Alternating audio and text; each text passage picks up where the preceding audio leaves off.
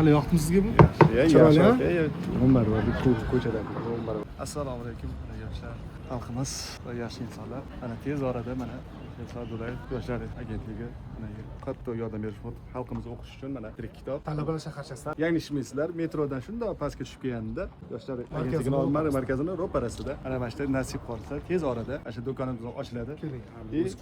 Mana juda sharoit yaxshilar. Mana bu yerda adabiyotlarimiz mana yoshlar adabiyotlari, o'zbek adabiyotlari. Qancha kitob ketdi har bir kitob 10 xil turda 2000 ta kitob. Nasib qilsa bularni yana ko'paytiramiz. Shu hafta ochamiz xudo xohlasa. Nasib qilsa shu haftalarning ichida. Hali oxirgi yetmagan joylari bor. Tashqarida yoshlarimiz kelib o'tirish uchun chiroyli sharoitlarni qilib qo'ysak, juda ham ko'p yoshlarga kitob o'qishda yordam bergan bo'ladi.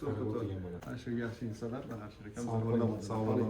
Prezidentimizni yordamlari, prezidentimiz Shavkat Miromonovich Mirziyoyev asosiy mana eng qattiq targ'ib qiladiganlari kitob, ilm. Mana shu ilm orqali yakka tartibdagi tadbirkor ham ochdingiz-a? Ha, tadbirkor endi ofitsialniy bo'ldi. Banklar o'sha chek chiqarib beradigan apparatlar ham olib kelib berishdi. Hozir mana hammasini oxiriga yetamiz.